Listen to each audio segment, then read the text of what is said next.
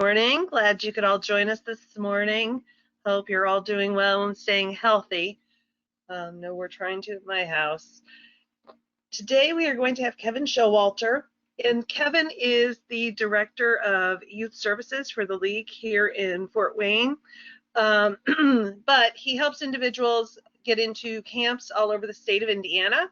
And so he's going to talk to us a little bit about what camps are out there that we may not even know about. I know most of us are familiar with the Medicaid waiver camps in our area. Kevin has a much broader reach than that.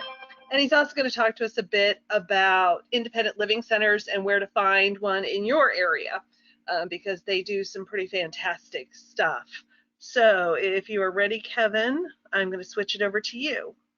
Are you there? He was here. Where'd he go? Hello, Kevin. Looks like I lost him.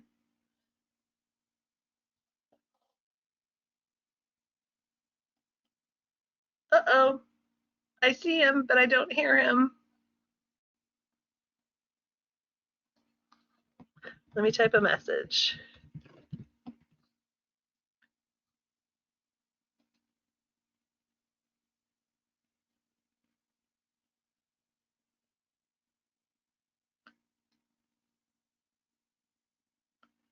Not sure what happened.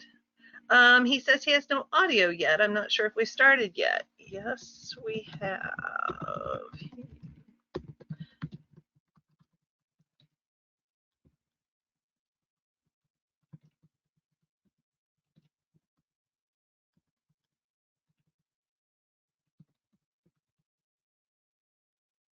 So we're just having a little audio difficulty. I apologize.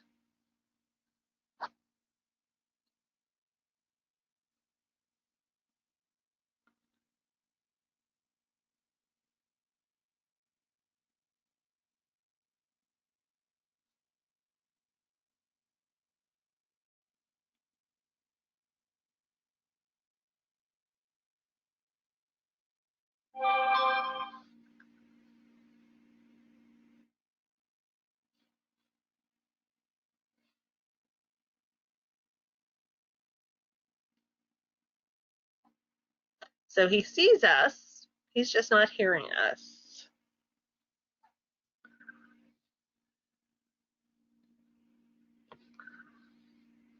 Let me send.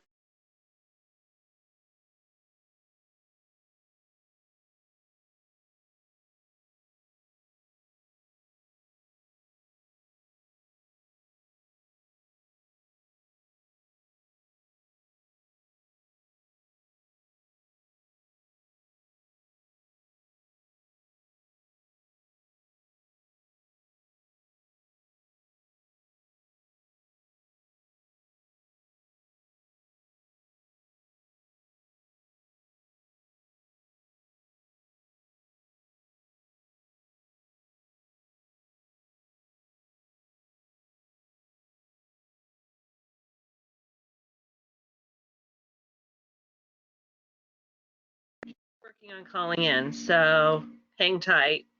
Again, I'm sorry for the delay.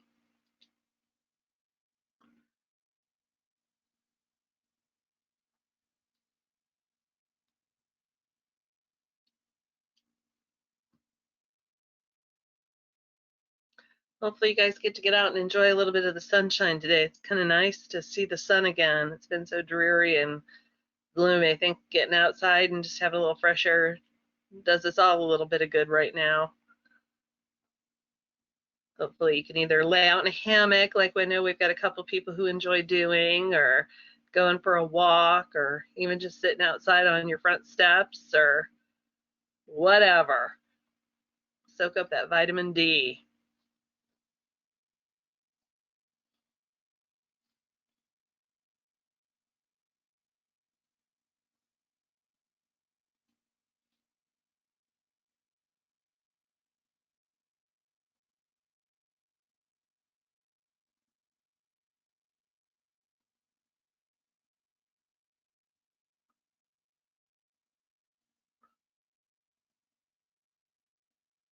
Did he show up somewhere else?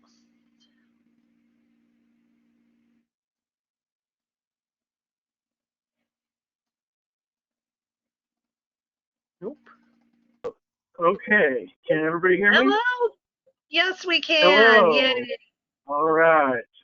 Sorry about that. Yay. I don't know what happened, but I didn't see any audio options. So, Oh, that's bizarre. yeah.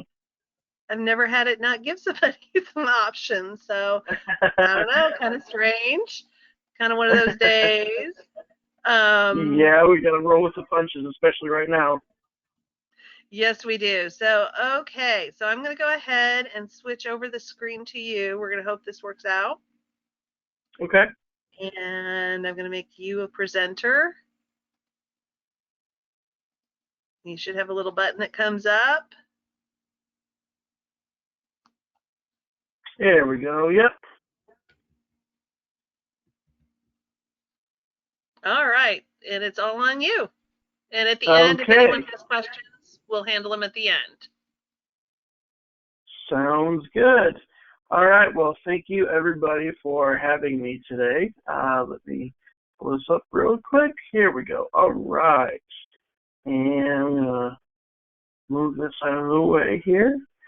So, yeah, my name is Kevin Showalter, and I am here from the League for the Blind and Disabled here in Fort Wayne. And Amy asked if I could come talk to you today about our summer camp program. So I'm going to briefly chat about that right now, and it looks like oh boy, my PowerPoint is going super slow. So bear with me. Okay, there we go.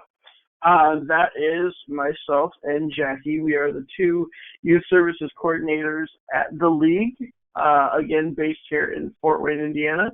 We work with kids aged 3 to 24, providing all sorts of different programming. And just so you know, if you hear any barking in the background, that is my Mastiff, who is sitting right behind me, and he barks every time he sees his reflection in the window. So we'll just ignore him here. And so, yeah, so what we are really quickly is we are an independent living center, which means, we give people with disabilities the tools to advocate for their own independence. So we are not a residential placement or anything like that. We work with them via appointments and things like that, and provide them the tools for them to go out and accomplish whatever goals they want to accomplish.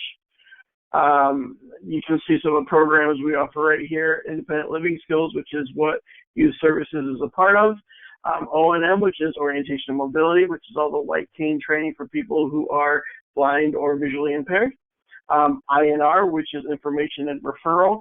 If somebody just simply calls and has questions about any of our programs or any resources in their area, that is what that program is for. Senior Blind Services for 55 and over, anybody with vision impairments. Adaptive Equipment, we actually have a little store in the back of our building that sells anything from sonic boom alarm clocks to CCTVs and everything in between. Youth Services, again, is part of Independent Living Skills. DeafLink, which is our interpreting services for deaf or hard of hearing. Braille services, we actually do in-house brailing for business cards, blind or visually impaired customers of Verizon. They get their bills brailled through us, all that kind of good stuff. We do that in-house. In our Home Care Plus, we provide home care and home health care, both. The difference being home health care can administer medications and do medical type stuff, where just home care can do house cleaning, help them go out and buy groceries, things like that. A majority of our staff and board members are qualified people with disabilities. That is one thing that is important about the Center for Independent Living philosophy. That is a mandate as the SIL, that a majority of our staff and board members must be qualified people with disabilities. Because who knows disabilities better than the people who have them? This next slide is a map you can see on the right of the state of Indiana. These are all of the areas that are covered by Centers for Independent Living, like the League. We are number 7, and the orange up there in Northeast Indiana, those are all the counties that we serve. The counties you see on the map that are just white are uncovered territories by sills. So you can see there's quite a bit of uncovered territory in Indiana. So yeah, that's a lot of the population that go uncovered. But luckily, we hit all the big cities, so we try to cover as much as possible. Obviously, the league covers 11 counties. I believe we've got the biggest service area of all of them. If you would like a bigger copy of this, because I know you can't really see the wording very well on the left there, I can email it to Amy, not a problem, and she can distribute it to you. So a couple of things to remember about our Centers for Independent Living is, one, we do not use the word client. We use the word consumers. Consumers because they are consuming our services. Client just sounds sort of institutionalized, too medical. We're not doing anything medical. We don't want to be confused with anybody who's doing anything medical, so they're our consumers. Again, you can see the service area for the league is in orange, number 7. That's LaGrange, Steuben, Noble, DeKalb, Kosciuszko, Whitley, Allen, Huntington, Wells, Adams, and Jay. That becomes important, especially with summer camp, because, well, we'll get into it later, but the vast majority of our camps that we work with are within that service area, within those boundaries. And finally, eligibility for our services is pretty simple. You have to live in our service area, so in any one of those counties, and you have to be a person with a disability. We define disability pretty much as anything that's permanent, so not like a broken bone or anything like that, but that also inhibits daily living activities, whether it be brushing your teeth or reading the bus route or learning disabilities. That all is covered. Emotional disabilities, physical disabilities, learning disabilities, cognitive, whatever, as long as it's permanent, we cover that. Even, asthma and diabetes is considered a disability. So let's jump right into why I am talking with you guys today, and that is summer camp. First things first, are we going to have summer camp this year? Who knows? It depends on the individual camp, whether they decide to have it or not. Everything is up in the air, but as of right now, I've not heard of any summer camps canceling, so we're going to go, status quo, that everything is still going to happen this summer, and once we hear back, we'll have to adjust from there. But right now, we've heard nothing. So, our summer camp program, we work on a sliding fee scale. I believe it's at 180% of the poverty level, so it's a very, very, very generous scale. And a vast majority of our families that we work with are at or below the poverty level, which means they don't have to pay a single thing for these camps. Which is good, because some of these camps can run anywhere from, maybe $25 all the way up to $700 and $800. So what we do is we sit down, we have the families fill out a sliding fee form, and basically where they fall within that sliding fee scale, we ask them to give a donation to the league for wherever they fall on that scale, whether it be 25%, 50%, whatever.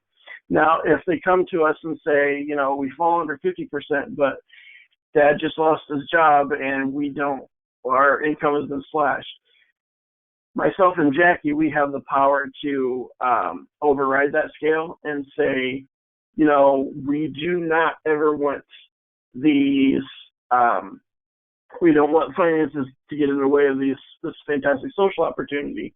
So don't worry about the 50%. Give what you can, even if it's $5.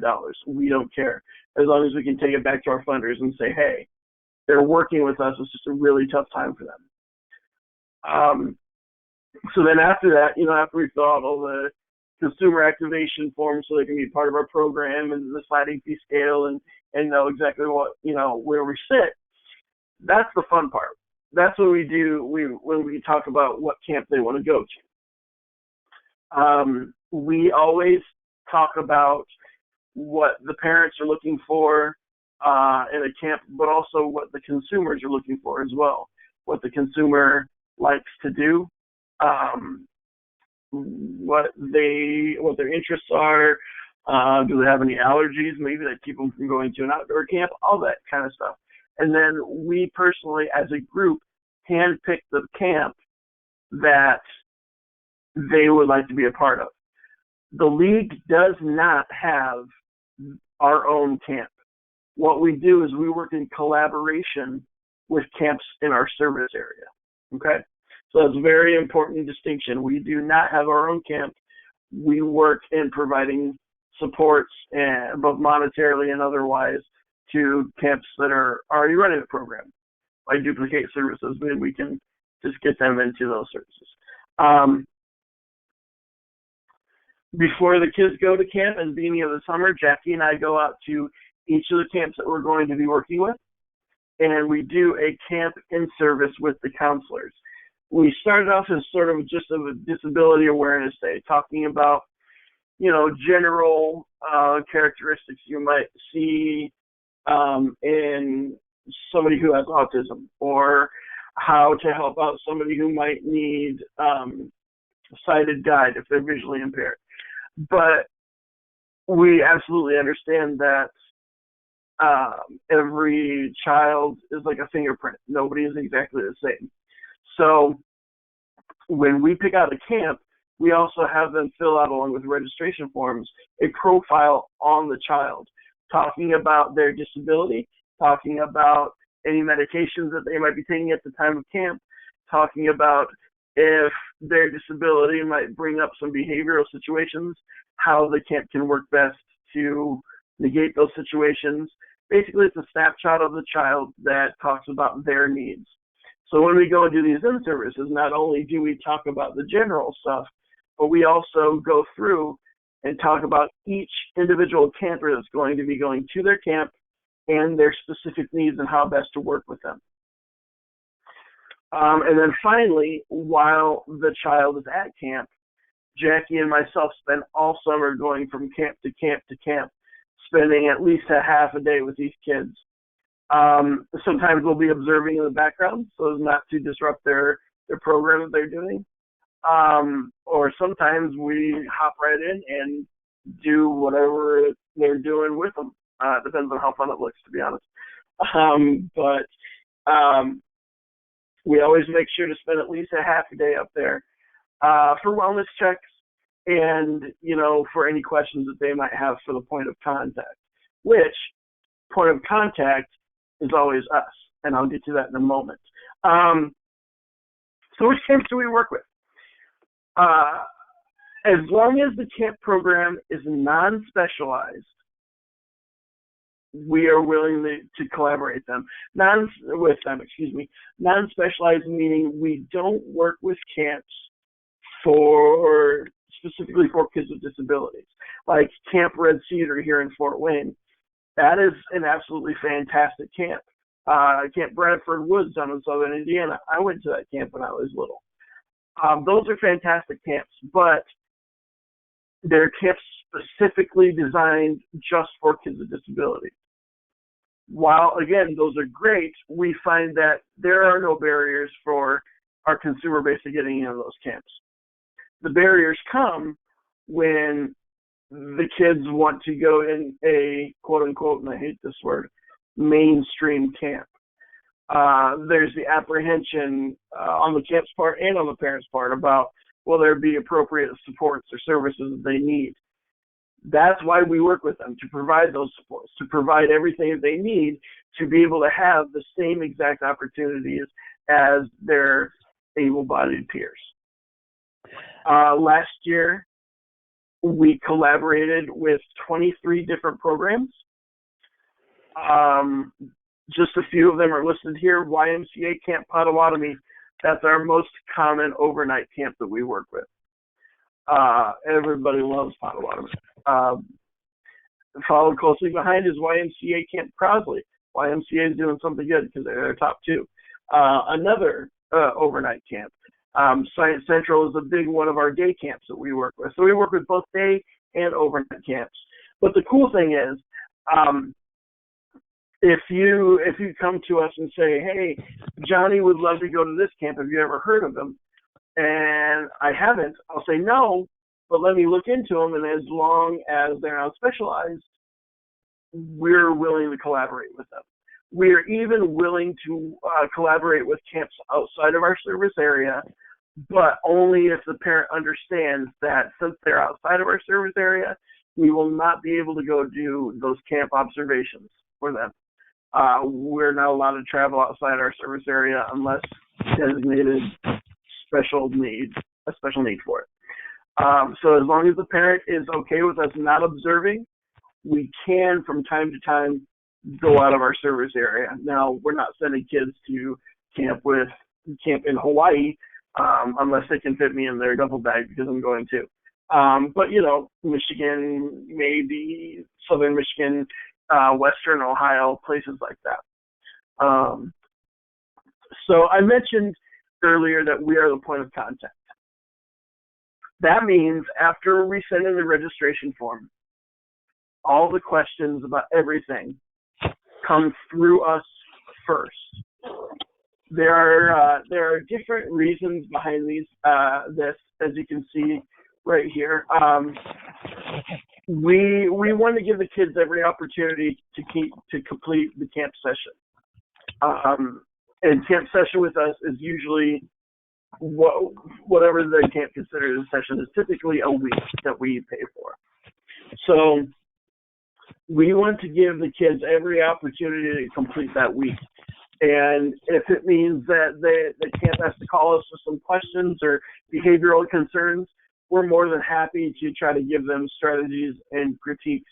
And, even if they want us to come out there on an emergency basis just to talk with the camper ourselves, we're more than happy to do that. Whatever can keep that camper there the full week. We understand, though, that there are certain dangerous situations. If they're fighting, if they're, stealing, if they're constantly talking back and cursing at counselors, we do understand that there are situations where they will have to call the parents and go home early. That's just the nature of the beast. And we tell our parents that we're going to try our best to keep them there, but if the behaviors are that severe, they will have to go home. But again, we do everything in our power to keep that from happening. And the final reason is because as much as it is time off for the campers, and they're so excited to go and have fun and be away and just be a kid, it's also a time to give the parents respite that they so desperately need sometimes. It's always very nerve-wracking at first, especially if it's the first time they go to camp. But the parents need that rest just as much as everybody else, as the kids do. So we want us to be the point of contact, so parents aren't getting calls with questions every day, or they're constantly getting bothered about, and can Jimmy eat this, or Jimmy has done this, or whatever. Leave that to us. Give the parents a little bit of a break. Our annual goal every single year is 70 campers. That's what we want to do, is we want to get 70 kids to camp per year. We've been close the past couple of years, falling just short. A couple of years before that, we've been about 72, 73.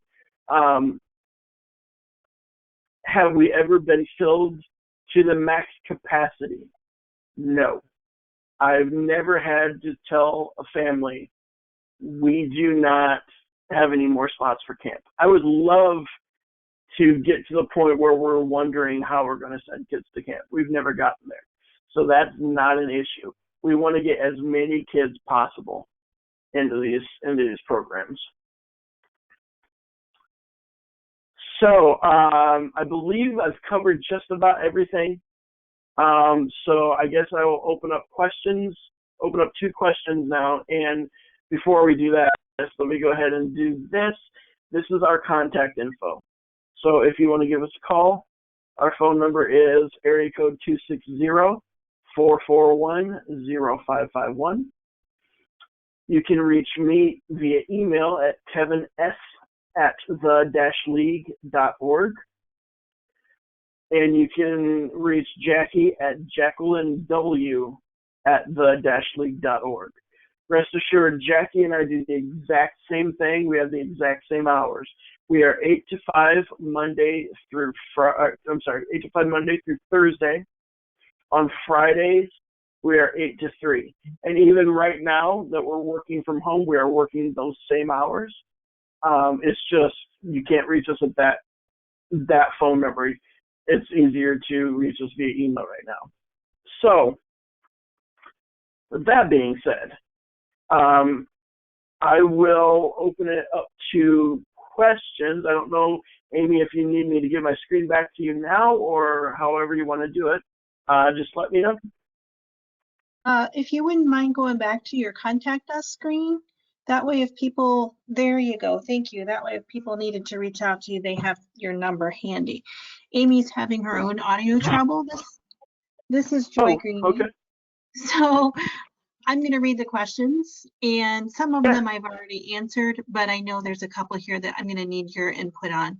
So one of the questions was just confirming that for your independent living center, you guys only serve that part of the state where it had the highlighting in orange. And I believe I heard you say that you were going to send out some information about your company in an email that Amy can forward to all of our staff. So those that didn't I'm sorry. Yes, I did not interrupt. I apologize. Yes, I can send out brochures or whatever. What I mentioned is, and I'll swing back to that slide real quick here, is I can send out the map that has not only our service area. Oh, there it is right there. I went too far. Not only our service area, but the whole state. And it's numbered. And on the left side of that graphic right there, you can see it's in small print, so you won't be able to read it very easily. But it's a list of every single center for independent living in the state with a number that corresponds to the map there. So I can send that out as well. That would be the most useful. Right. Yes, that would be perfect. Okay. Not every center for independent living in the state has a specific youth services program, but every center for independent living in the state should be able to answer some questions for you. Okay, very good. Thank you so much. That will be helpful, especially for some of our folks that don't serve folks in kind of that orange colored area. It's completely fine. We have 40 different counties. Unfortunately, a lot of our counties are in that white area though. So one of the questions that came in was, is there any plans for either your center or others to kind of add some of those white counties to your service area? How do we get your type of services into those white areas, essentially?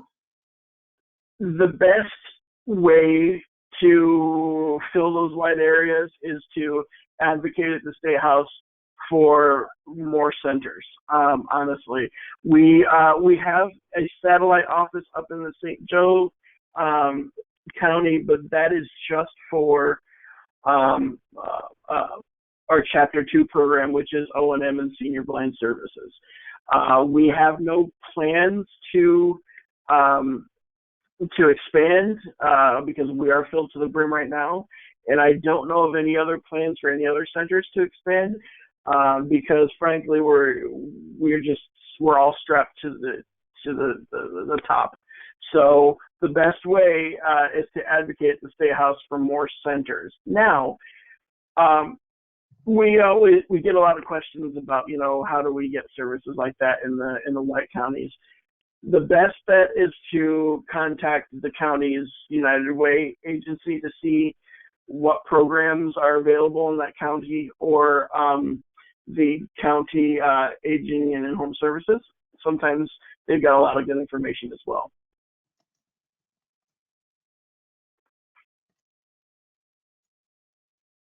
Okay, perfect. Thank you. Those are definitely resources that we have in our back pocket now. So those are just encouraging people to look at those as well. Let me delete those two off of here. One of our case managers had mentioned that her son actually was one of the campers that benefited for many years by attending the Frank Park day camps there in the Fort Wayne area. So that was just kind of a commercial to other people to mention that she was just saying how well it worked for her son and their family, and that it was a good thing. So that's awesome. That's fantastic. Frankie Park is always one of the biggest day camps in our area, and it's always the hardest to get into. So the fact that she was able to get her son in a Frankie Park is a good sign. It's harder now to get into that. So excellent. Okay, so how do we get this started for our families? All we have to do is just give me a call when we're back in the office, and we will schedule a time to sit down with the families and fill out the paperwork. Now, if we're not going to be back in the office for a while, which who knows, I can always digitally send the consumer activation forms for them to fill out and digitally send back to me, and we can get it going that way. But that's really all it takes is I would like to at least have a phone conference with them to talk to them about all of our services, not just the summer camp, because we also provide educational advocacy, peer support, transition services, and general case management. So we offer a whole lot more other than summer camp. So that's why I like to sit down and talk to them about all of our facets, and then we can fill out the consumer activation forms then. Okay, and so just to be clear, the numbers that are on the screen right now would be ones that it's okay for us to give to families as well. It's not just the case manager to call that number. It's for anyone to contact, correct? Absolutely, yes. Right now, the emails are definitely the better way to go, though. Since we're not in the office, they are checking the voicemails at the office and forwarding them to our emails, but they're only doing that once a day. So if it's if you want to get response quicker, it's definitely better to email us right now. Good to know. Thank you.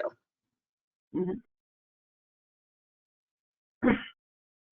One of our other case managers had just mentioned that she has learned a lot about the services that you guys are able to provide, and she's very excited about it. She's shared your information with several of the families that she's working with. Excellent. Very good. Whatever we can do to help, we'll try. I always tell my parents that I'm the only guarantee I'm ever going to give them is that we'll figure things out together. I may not have all the answers, but we'll figure it out side by side. Very good. I think that might be all the questions that have come in. Is anyone else typing anything feverishly, trying to get something in real quick?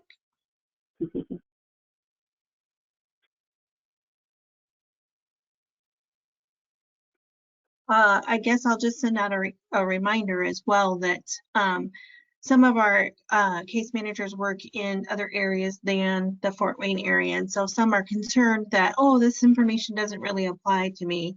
And I just want to re-emphasize that the information that was shared does apply to everybody in the state of Indiana. Just because Kevin works in the Fort Wayne area doesn't mean that you don't have similar services. As he pointed out earlier, there's other independent living centers in that northwest part of the state that we work in. And then the camps that he referenced aren't secret private camps. They're open to the public. And so the camp information that he shared is opportunities for those of us that have people that live in Fulton County or Pulaski County or wherever. They would still have the option to attend those camps too. Kevin, you on the slide for the camp specifically, you had said that this was a selection of the 23 camps that you work with. Do you have a list of the contact information for the camps, for each of the camps that you work with, that you might be able to share with us? Yeah, I can put one together and send it out to you. Absolutely. Okay, so we'll look to share that with all of our staff once we receive that from Kevin as well.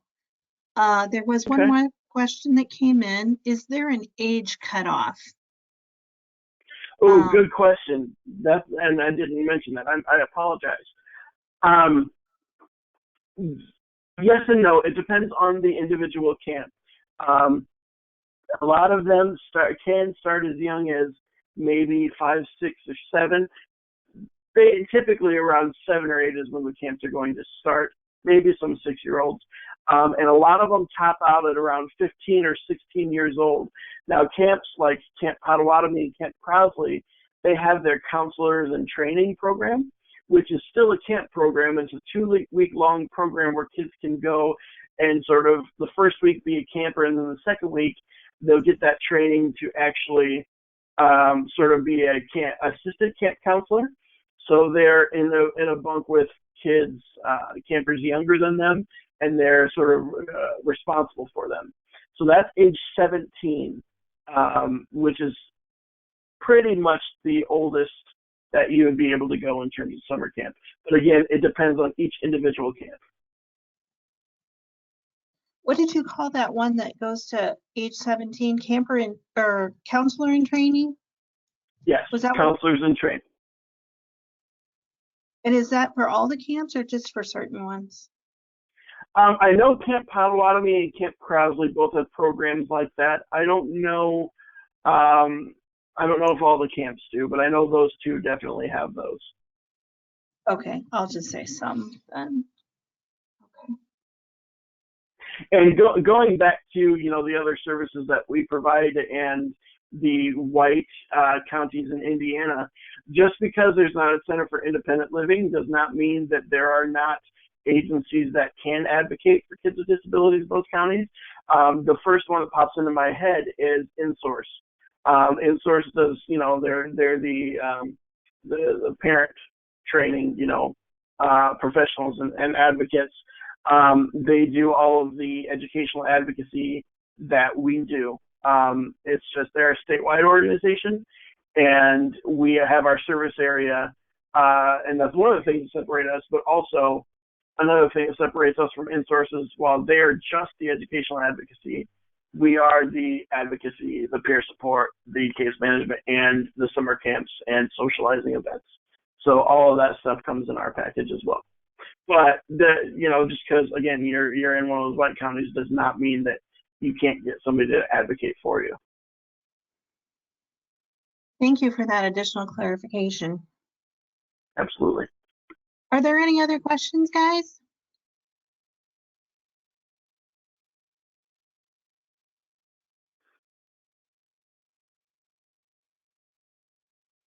All right, it looks like that might be the end of the questions. So Thank you for sharing with us again today. Sorry for the technological snafus that not just you, but others are having. So thank you for joining us. We will look to get the information that you had mentioned about the map with the contact information for the other centers, as well as the contact information for some of the camps that you're working with, we'll be able to share For that sure. as soon as you're able to share that with us. All right. Absolutely. Thanks, guys. Thanks, guys. We're all going to switch over to the other call for the staff portion of our call. That way, if there's any other attendees on our call right now that we're listening to the general information, we can maintain our company privacy by using our staff login on the other call to hear that presentation. So in about 5 minutes, we'll get started on that other call. So have a great rest of the day, Kevin, and talk to the rest of you guys in just a little bit. All right. Thank you all for having me.